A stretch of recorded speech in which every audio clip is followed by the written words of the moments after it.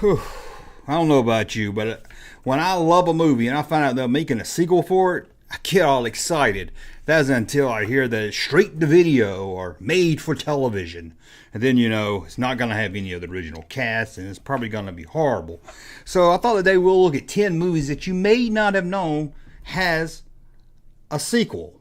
Now, some of these are made for television and really loosely can call it a sequel. It has nothing to do with the original, or at least if it has something to do with the original, maybe in the same world, has nothing to do with the same actors. It has none of the same actors in it because they couldn't afford them. Although at least one of these I know has all the original cast members from the first one, and it's a horrible one there. So I figured we'd do 10 movies you may not have known had a sequel. And of course, you can tell me in the comments about American Psycho 2. How about the straight-to-video sequel to War Games 2.0? I mean, I didn't even want to look up to see what that one was about. How about the god-awful Ace Ventura Jr.? I've never seen it, but just looking at that kid makes me upset. And the Son of Mask. I mean, you got a lot of terrible, terrible movies, so finding 10 terrible ones was pretty easy. But we're not just talking terrible. Some of these might be good. It's just sequels that you didn't know were made to movies. So let's start with this one right here. A movie that this is actually a third one in the series of the Brady Bunch movies. Yeah. Did you know they made a third one? Everybody talks about the first two Brady Bunch movies. The first one's a comedy classic. Second one goes down a little bit, but it's still enjoyable and watchable. And the third one, the Brady Bunch in the White House. This is where they recast all the kids and didn't spend any time recasting them. Just picked any kid they could that maybe looked the part. Now, if you haven't seen the original Brady Bunch movie, I know a lot of people are like, ugh, Brady Bunch movie, I'm not watching that. You're missing some comedy gold. Now, it's really funny if you know the original show because they really pick on it good. There's a lot of details and stuff that you wouldn't pick up if you didn't know the show. I just wish they put Buddy Hinton. I just wish they put Buddy Hinton in it. See, he could have taught me how to talk. Anyway, but and the guy that plays Mike Brady, Gary Cole, I think is his name. He's in Office Space. He's the boss on it. There's nothing. Every time he's in the scene, it's gonna be hilarious. And although him and Shelley Long did come back for this made-for-television third movie in the series, it's not worth watching. It's not looking up. It's horrible. Now, I'll be honest with you. I would love the first two, so I watched a little bit of this, maybe about an hour of it, maybe. It was god-awful. The kids have no chemistry. They really did good in the first two, picking the kids that look kind of like the Brady kids and could really act like them in a funny way. But this movie is just horrible. Even Gary Cole, or Gary Coleman. No, it's not Gary Coleman. That's that little guy. Okay, number 2. Did you know in 1994 they made a television sequel to one of Alfred Hitchcock's classics, The Birds? That's right, The Birds 2, Lands In. Ain't that a great name for it? Sounds like you're gonna get a free sweater when you watch it. But The Birds 2, did we really need a sequel 30, 40 years later to The Birds? No. And you didn't have, by this time Alfred Hitchcock was way dead, so it wasn't like he was involved. Maybe if Alfred Hitchcock was still working on it and wanted to tell the stories of the sequel of The Bird, maybe I can understand. But The Birds 2? No. Now, if you didn't know, it's not on my list. They actually did a sequel to Psycho, and it was I remember I liked it back then when I saw it, and it spun. I think we did like 4 of them all together. The second one seemed like it was okay. Probably not if I go back and watch it. Surely not as good as the classic. But we're talking The Birds, 1994 made-for-television movie. Now, this was a big promoted. I remember this was all over the place. The Birds, the sequel of The Birds. Everybody, was TV guy, advertisements everywhere. They really promoted the heck out of this thing, The Bird. But, man, remember television movies? Do they even do television movies anymore? I don't think they do. I guess now the made-for-television movies are ones made for Netflix and Hulu and stuff. Okay, here's one that, I'll be honest, I didn't even know they made this one, and I'm glad I didn't know it. This one I surprised me when I made the list. Another Midnight Run. Of course, it doesn't have any of the classic actors. It doesn't have Charles Grodin. You can't replace Charles Grodin. There's some people you can't replace. And, of course, it doesn't have Robert De Niro. If you've never seen Midnight Run. It's a great 80s classic comedy. Check it out. You've got to see it. Sadly, not enough people I know have seen it. To be honest, I didn't. When it was at the movies, I guess I missed it or I was too young. I remember walking down to my local video store just looking at stuff to rent, and I saw Charles Grodin. What is this? A Charles Grodin movie that I've never seen? This isn't The Lonely Guy. So I picked it up, looked at the box, and I said, I got to get it.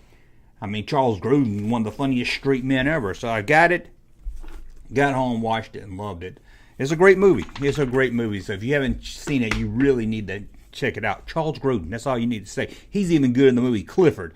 I know, it's a stupid movie, and I laugh at it because of Charles Grodin. He just hates Martin Short so much, it makes me laugh. But that was 1994, another made-for-television movie called Another Midnight Run. Now, I don't know if they was going to set up a series, a TV show based on this film or not. That's usually what these made-for-TV movies are. They're hoping it's a big hit, that way they can turn it into a television show, but apparently it wasn't a hit. They never did anything else with it, and never even heard of it until now. Whew. Okay, so we got Another Midnight Run. And here's the one that all the cast members came back. And a lot of you that watch my channel probably know this one. But I just wanted to bring it up. I had to bring it up because it's a sequel to one of my favorite movies. Yes, George Lucas's. One of George Lucas's best movies. We're talking More American Graffiti. Whoa. Now, for a long time, I thought this was made for television. I said, this has got to be made for television. Just crap. Every time you find a copy of it somewhere, it looks like crap. But nope, 1979, it was released in theaters. And from what I understand, the studio really was pressuring Lucas to do Another American Graffiti. I'm not sure if he directed or produced it. I should have looked it up. I'm going to say he just produced it. That he really didn't put his heart. He just put his name on it. It's horrible. But all the cast members come back. I mean, you got Opie Cunningham's back. You got the girl from Laverne and Shirley. You even got the guy that played in the first one, oh man, I forget his name. I forget it. The cool kid. I can't believe I'm forgetting his name now. The cool kid, not Harrison Ford. You know, the one that Harrison Ford had to race. What is that? How can I remember Bob Alfalfa, Harrison Ford's character? I'm drawing a blank on that guy's name. Oh, anyway. I've only seen him in American Graffiti, and he came back for American Graffiti 2. Now, they really didn't need this. At the end of American Graffiti, they should put a little bubble, show us what happened to all of them. So why did we need it? But we really didn't need it. It's horrible. Even Harrison Ford returns for a very small part. I mean, he's got a small part in the original. This one's even smaller. This is blinking. You might miss it. I think he plays a cop or something. But we got More American Graffiti. What a stupid name, too. You have to give him that stupid name. Number 6. Now, as you know, we all love Rocky Horror Picture Show. Okay, maybe not all of us. I don't understand what the love of Rocky Horror Picture Show is. I know you guys love it. Some of you guys, people out there, really love this. It's a cult classic, and I've tried to watch it. It makes my stomach hurt when I try to watch it. It looks horrible. I don't want to see singing in a movie. I don't like singing in music. There's very few movies where you get away with it. Come to think of it, I don't know if there's any musicals I like. It bothers me. I was like, where's the music coming from? Why do these people just start dancing? Just really, I guess if you had to pick a good musical, it might be Clam Bait. I mean, that might be the best musical of all times. But yeah, they made a sequel to Rocky Horror Picture Show. And it's not called a Rocky Horror Picture Show 2. That would be too obvious. It's called Shock Treatment. Shock Treatment. Because I guess you had to say, do you want to go see a sequel to Rocky Horror Picture Show? Or do you want to get a shock treatment? So I would pick a shock treatment. But not seeing this shock treatment. If it's a sequel to Rocky Horror Picture Show and I can't even watch it, I'm sure this one is even worse. And it has singing in it also. Now, if it's got Tim Curry in it, I might give it a chance because Tim Curry's great, man. Best Pennywise ever. Sorry, new Pennywise. You just don't do it. You're made to be creepy. No, Pennywise is great in the original It made for television. So you can do made for television right. Tim Curry was great in it because he looked like just a normal clown that kid would like. That new one looks all creepy and everything. You wouldn't ever think he was a nice... Oh, don't get me started on that. Anyway, don't get me started. Here's another one I didn't know was released until I started doing this list. A sequel to a Kurt Russell movie. That's right, you heard me right. A sequel to a Kurt Russell movie called Backdraft 2. Yeah, if you went to see the movie Backdraft and you left there thinking, oh, I've got to know more about these characters. I've got to know more about these firefighters. I've got to see Backdraft 2. Well, you don't have to see Backdraft 2. It doesn't have any of the same actors, and I don't even think they're playing the same characters. I think they're just firemen. Maybe they work at the same firehouse or something, but it's not a real... just one of those they slapped the name on. Backdraft 2. Come on, people. Here's another one based on a movie I didn't like the first one. This is one of the god-awful worst movies I've ever seen in my life. Yeah, I'm going to say it. This is a sequel to it. I don't know. Late 60s maybe they did a horror movie that people said was a horror movie. I thought it was a boring movie. It was the worst piece of crap I've ever seen in my life. It's probably my top 5 worst movies I've ever seen. And that's called Rosemary's Baby. I don't even know what was going on. It was slow, it was boring, it was horrible. Somebody told me it was the scariest movie they ever seen. I was like, what? What? Because there's a woman pregnant in it? That scared you? It was horrible. Few movies upset me so much, it makes me angry when I hear people like it.